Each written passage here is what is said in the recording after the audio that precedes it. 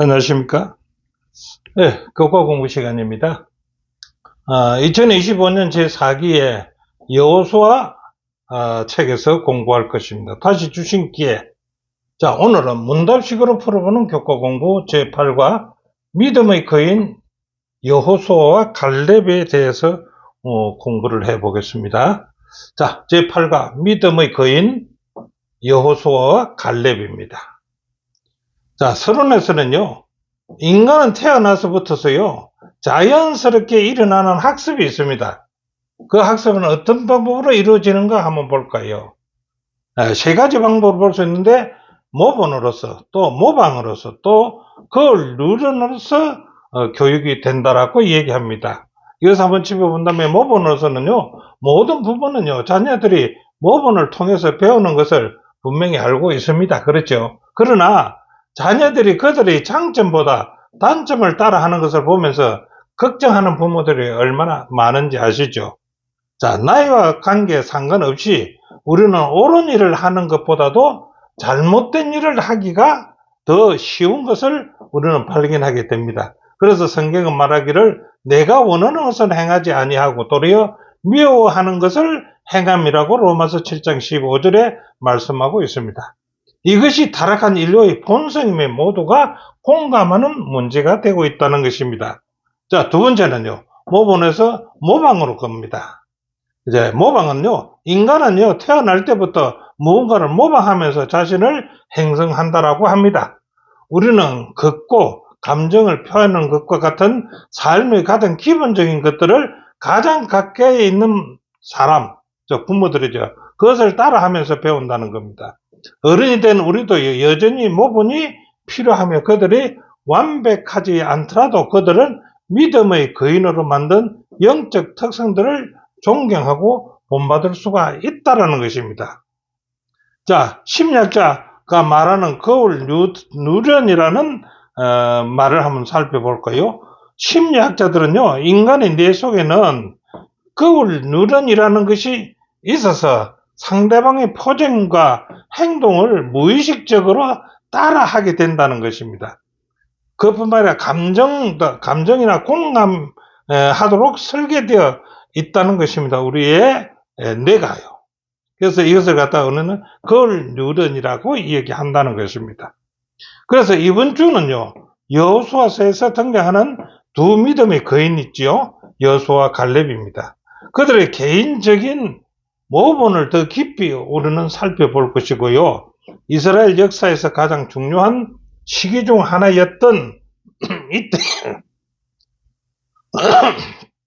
그들이 자신의 시대에 두각을 나타내고 하나님 백성의 삶의 핵심적인 역할을 할 수 있었던 이유는 무엇인가를 우리는 이번 기회에서 배우게 될 것입니다.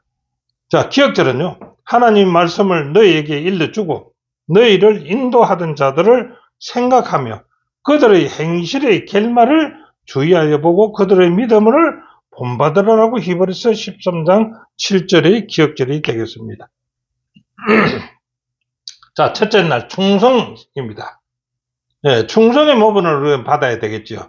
민수기 13장 6절부터 또 30절부터 32절까지 여호수아 14장 6절 14절을 기준으로 해서 보면요, 갈렙은 어떤 사람이며 이스라엘 백성들 가운데 어떤 모본을 보였는지 한번 볼까요?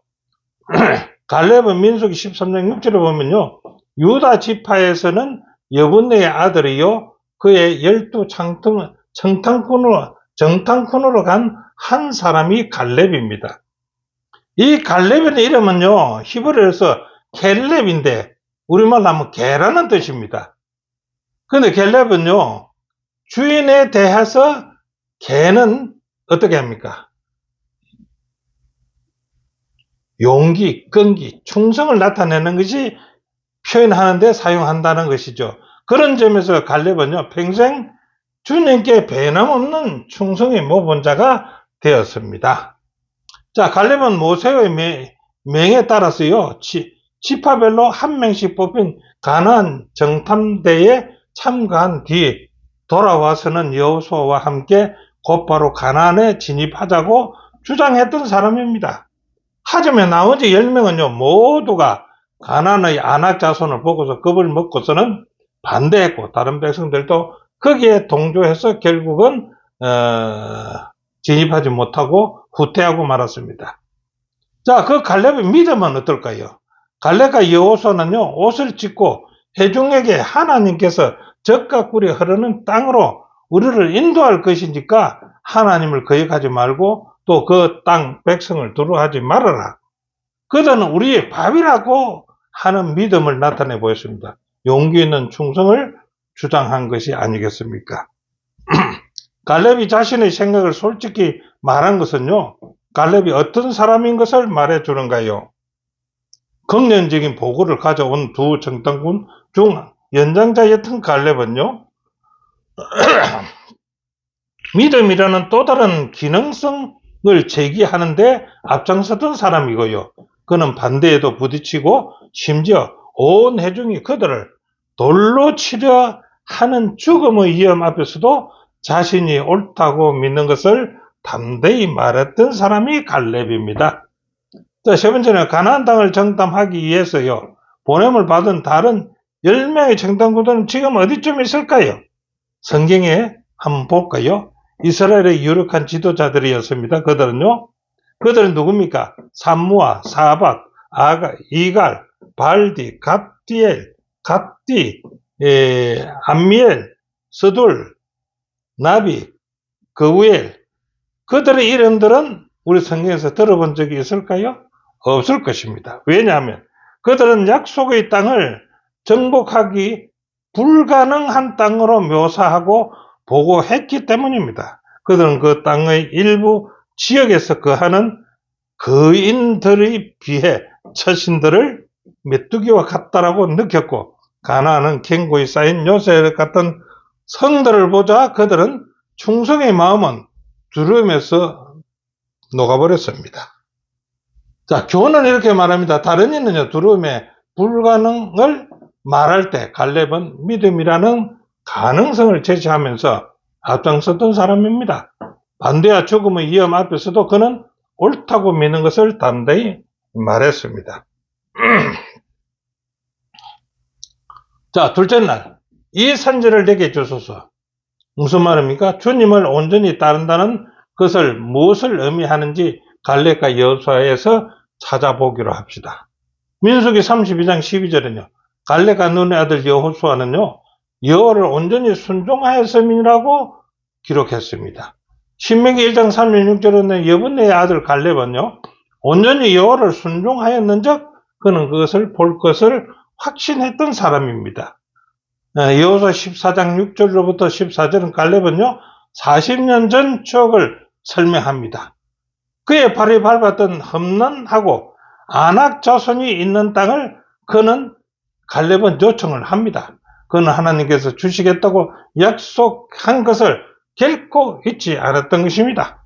이스라엘 백성들에게요, 두려움을 불러일으킨 다른 10명의 정탐꾼들은 보고와 달리 갈렙은 주님의 약속에 대한 온전히 신뢰와 헌신을 보여주었던 종이었습니다. 나는 내 하나님 여호와께 충성하였다의 히브리어 표현은 무엇인가요? 예, 충성이란 말은 히브리 말에는요, 기본 어근에 가득 차다, 아니면 또 충만하다를 의미로서요, 번역됐고요. 내 마음은 온전히 주님을 따랐다는 뜻입니다. 또한, 나는 주님을 따르려는 마음으로 가득했다이다, 이렇게 이야기합니다. 예, 충성이란 그 말이요. 자, 이방신들을 따라가며 주님을 온전히 따르지 않고 다른 말을 한 10명의 정탐꾼과 구별된 갈렙은 온전한 마음으로 주님께 헌신을 했습니다. 갈렙은 85세의 나이에도 불구하고 주님의 뜻에 온전히 헌신하는 사람들을 통해서 주께서 무엇을 하실 수 있는지를 우리 갈렙을 통해서 보여주는 모범이 되었지 않습니까? 갈렙을 통하여 본 하나님의 약속은 어떻게 이루어진다고 하는지 한번 볼까요? 하나님의 약속은요, 우리의 의지와 상관없이 저절로 이루어지는 것이 아니라고 했습니다. 우리의 의지가 따라야 된다는 것입니다. 오히려 그것은 결연한 행동이 동반된 믿음을 통해서 이루어진다라고 말합니다. 여호수아 14장 12절에 이 산지를 내게 주소서. 그곳을 아낙 자손이 있을지라도 여호와께서 나와 함께 하시면은 내가 필경 여호와의 말씀하신 대로 그것을 쫓아내리라고 한 믿음을 갖는 사람이 갈렙이었습니다.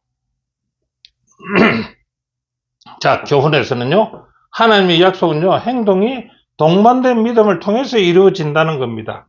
갈렙은 온전히 주님께 헌신을 했고요. 그런 사람을 통해서 무엇을 하실 수 있는지를 보여준 모본이 되는 갈렙이었습니다. 자, 셋째 날이요. 모본의 힘입니다. 자, 갈렙의 용기와 모본은요, 어떤 모본이었으며 이 모본의 힘에 대한 무엇을 말해주는지 볼까요? 예, 갈렙은요, 더비를 정복하는 자에게는 사랑하는 자기 딸 악사를 주기로 제안을 합니다. 자, 그때 갈렙의 제안에서요, 운니엘이라는 사람이 그 도성을 정복하겠다고 나섰습니다. 그리고 정복을 했고요. 갈렙은 그 약속대로 자기 딸을 그 아내로 주었습니다.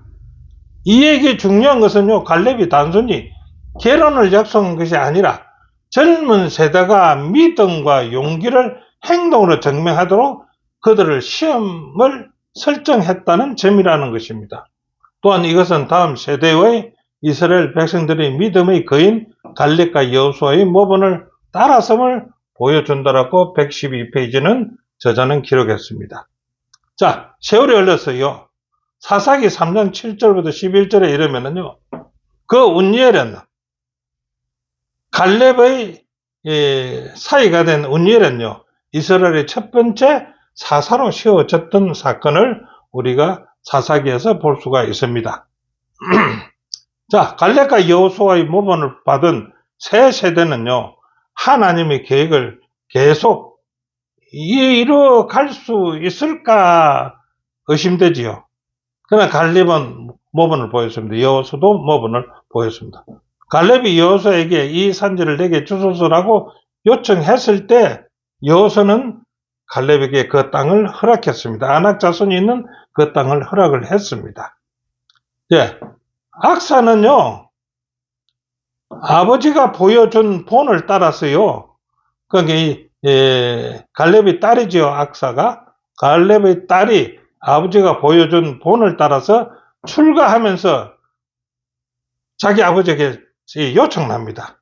샘물을 달라고 요청합니다. 그러니까 갈렙이 여호수아에게 이 산지를 내게 주소서 한 것 같이 악사는 자기 아버지에게 샘물을 달라고 했습니다. 그러니까 갈렙이 그 악사에게 두 샘을 주었더라라고 얘기하고 있습니다. 자, 결단과 용기를 통해서 악사는요, 땅을 차지하려는 약속의 성취를 보여준 갈렙의 모본을 이어서 간 것입니다. 실제로 땅은 여호와께서 이스라엘에게 주신 선물이었지만은 이스라엘은 믿음과 용기로 주님의 약속을 주장함으로써 그 땅을 차지해야 했던 것입니다. 악사의 결단은 복음서에 기록된 여성들에게 어떤 믿음의 횃불을 전했느냐라고 묻는다면요, 누가복음 18장 1절부터 5절을 보면 1절에 항상 기도하고 낭만치 말아야 될 것을 저에게 비유로 가르친 내용에는요, 그 도시에 한 과부가 있었습니다. 자주 그에게 가서 내 원수에 대한 나의 원한을 풀어주소서 하되 내가 그 원한을 풀어주리라. 그렇지 않으면은 어떻게 했다고요? 널 와서 나를 괴롭게 하리라 하였느니라. 예, 이 끈질긴 과부의 모습은요, 악사의 끈질긴 믿음과 닮아 있다고 보지 않겠습니까? 하나님의 약속은 단지 받는 자에게 주어지는 것이 아니라 믿음으로 주장하는 자에게 성취된다는 것입니다. 주어진다는 것입니다. 믿음으로 주장하지 않으면 안 된다 이거죠. 자, 교훈은 이렇게 말합니다. 악사는요, 땅을 차지하라는 약속의 성취를 보여준 갈렙의 모본을 잇는다. 땅은 주신 선물이지만요, 믿음과 용기로 그 약속을 주장함으로 땅을 차지하게 된다라고 얘기하고 있습니다. 자, 넷째 날, 겸손한 영웅입니다. 가나안 정복을 이끈 두 영웅이 자신의 몫으로 어떤 땅을 받았는가를 우리가 한번 살펴볼까요? 갈렙은요, 가나안 땅에서 정복하기가 가장 힘든 아낙 자손이 있는 더비를 택했고요. 그 성을 정복하기 위하여 어렵기 때문에 정복자에게는 자기 딸을 아내로 주겠다고 제안했던 땅입니다. 여호수아는요, 여호수아가 받은 성읍 이름은요, 딥낫세라고 합니다. 그 이름의 뜻은 무엇일까 한번 살펴볼까요?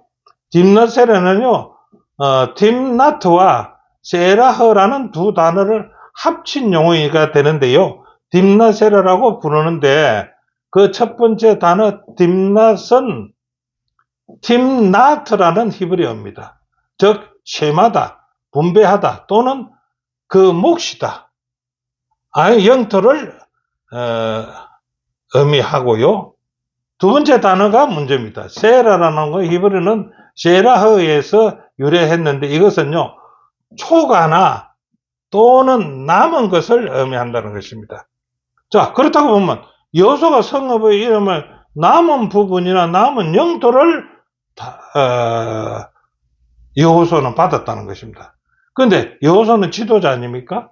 그러면 자기가 제일 좋은 것을 달라 해도 어느 누가 반대할 사람이 있겠습니까? 그러나 그 지도자는 여호수아는 남은 땅, 초가된 땅이나 남은 땅을 달라고 했다는 것입니다.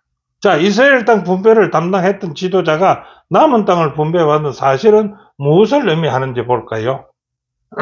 힘든 노력을 통해서 재건해야 할 소박한 땅, 어쩌면 폐허가 되었던 곳을 여호수아는 선택했다는 것입니다. 딥낫세라는 실로의 인근에 있는데 곧 성소와 근처에 위치했다는 것입니다. 하나님 성소가 있는 실로의 인근에 있는 땅입니다. 이는 여호수아의 우선순위와 그의 마음이 어디를 향하고 있는지를 우리 본명이 보여주죠. 왜 여호수아는 그 험난하고 쓸모없는 실로 옆에 있는 그 땅을 차지했을까요? 여호수아가 그보다 훌륭한 유업을 요구하였더라 해도 그 어느 누구도 반대하지 않았을 것입니다. 그는 지도자였기 때문에. 여호수아는요, 이스라엘 민족의 두 번째 지도자 아닙니까? 그의 고귀한 품성을 이 땅 분배에서도 증거하고 있다는 것입니다. 자, 여호수아가 딥낫세라를 수용한 의미는 무엇인지 한번 볼까요? 딥낫세라를 수용한 것은요, 여호수아가 그것을 자기에게 달라고 했던 것은 여호와의 전을 사모하는 성소 근처를 선택했음을 봅니다. 그렇지요? 하나님의 성소가 있는 옆에 자기는 살고 싶었다 이겁니다. 자, 여호수아는요, 가장 중요한 것은 하나님께 초점을 맞췄다는 것이죠. 단순한 삶을 살았다는 증거가 됩니다. 여호수아는요, 다윗이 이후에 기도한 내용을 보면은 한번 살펴봅니다. 몸소 실천한 것이었다라고 합니다. 자, 내가 여호와께 바라는 한 가지 일, 그것은 구하리니 곧 내가 내 평생에 여호와의 집에 살면서 여호와의 아름다움을 바라보며 그의 성전에서 사모하는 그것이라 라고 시편 27편 4절에 했습니다. 역시 여호수아도 하나님의 전을 사모해서 하나님의 전 곁에 자기의 땅을 가지게 됐습니다. 자, 교훈에는요, 여호수아는요, 마지막으로 남은 부분 중에서 유업을 받았으며 성소에 가까운 곳을, 하나님의 성전이 가까운 곳에 선택했습니다. 이것은 그가 나타낸 겸손과 마음의 우선순위를 우리는 여기서 알 수가 있습니다. 자, 다섯째 날요, 바라봄으로 변화함이라는 거예요. 우리는 어떻게 하면 믿음의 거인들의 선한 모습을 닮아갈 수 있을까요? 자, 히브리 12장 2절에 이렇게 말합니다. 믿음의 주요 또 온전케 하신 예수를 바라보자. 그게 바라봄으로 변화한다는 거죠. 그게 우리도 예수를 바라봄으로 변할 수 있다. 이죠. 위대한 믿음의 영웅들의 삶의 모습을 묵상하는 것은 영적 성장에 필수적이라고 얘기합니다. 자, 이 뜻을 엘렌 하이트는요, 예수님의 성품을 바라보는 일의 중요성에 대해서 이렇게 말합니다. 우리는 예수를 바라봄으로써 하나님에 대한 더 밝고 분명한 이해를 갖게 된다. 바라봄으로써 우리는 변화가 된다. 선함과 동료에 대한 사랑이 우리의 자연스러운 본성이 된다. 우리는 하나님의 성품과 일치하는 성품을 개발하게 된다. 우리가 그분의 형상을 닮아갈수록 하나님을 아는 우리의 능력도 커질 것이다. 하늘나라와 더 많이 교제하게 될수록 영원한 세상에 대한 풍성한 지식과 지혜를 얻을 수 있는 우리의 능력은 점점 커지게 될 것이다 라고 실물편 355페이지에 기록이 되어 있습니다. 자, 우리가 바라보거나 다른 사람의 행동을 관찰할 때 그것을 담는다는 과학적 근거는 있는가요? 예, 앞에서 한번 체크해봤지만 캘리포니아 대학교의 신경과학자 마르코 야코보니는요, 거울신경 세포의 기능을 연구했는데요. 거울신경의 세포는요, 인간을 비롯한 생물체가 특정 움직임을 보거나 다른 개체가 유사한 움직임을 보일 때 이를 관찰하는 과정에서 활성화가 되는 신경세포가 있다고 합니다. 그래서 우리는 거울신경세포, 공감대와 호감이 강한 척붙어서 전염된다는 가능성을 제시하고 있었어요. 자, 그래서 이 말에 대해서는 한번 옆에 있는 사람이 하품을 하게 되면 나도 따라서 하품을 하게 되더라 이겁니다. 우리 삶에서 서로 충돌하는 두 가지 행태에서 어떻게 올바른 것을 선택할 수 있겠는가? 사도 바울은 로마서의 내용을 갖다 요약하면서 우리 삶을 꼴지으려는 두 가지 대립적인 세력에 대해서 말합니다. 한쪽에서는 주변 세상이 다양한 영향력을 통해서 매일 우리를 자기 틀에 끼어 맞추려 하면서요, 밖에서 안으로 작용하며 우리를 형성하려고 하고 있습니다. 이러한 영향에 맞서서 성령은요, 안에서 밖으로 마치 애벌레가 아름다운 나비로 변하는 것처럼 우리 내면에 역사하심으로써 변화된 사람이 되게 하실 수가 있다라고 말합니다. 자, 교훈은 이렇게 말합니다. 우리는요, 주님을 바라봄으로써 닮아가고 닮아갈수록 하나님을 아는 능력도 커질 것이다라고 합니다. 변화를 위해서 성령께서 우리 안에 계속해서 역사하시기를 강구해야 된다라고 저자는 얘기합니다. 자, 결론은 이렇게 봅니다.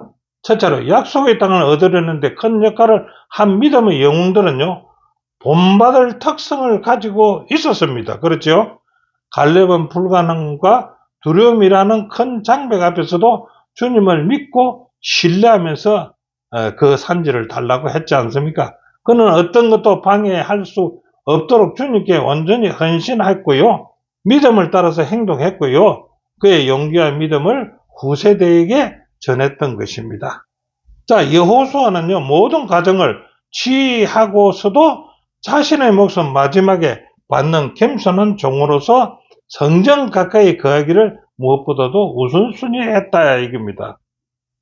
자, 이와 같은 모본을 따라갈 때 성장할 수가 있고요, 우리의 가장 큰 모본은 예수님이시며 그분을 따라가기를 강구할 때 성령께서 우리가 변화할 수 있도록 도와주신다는 겁니다. 예수님의 삶에요, 초점을 맞추고 집중하게 되면 우리에게 변화의 조짐이 이루어질 것입니다. 오늘 공부는 여기까지입니다. 함께 공부해 주신 여러분 대단히 감사합니다. 다음 주에 다시 뵙겠습니다.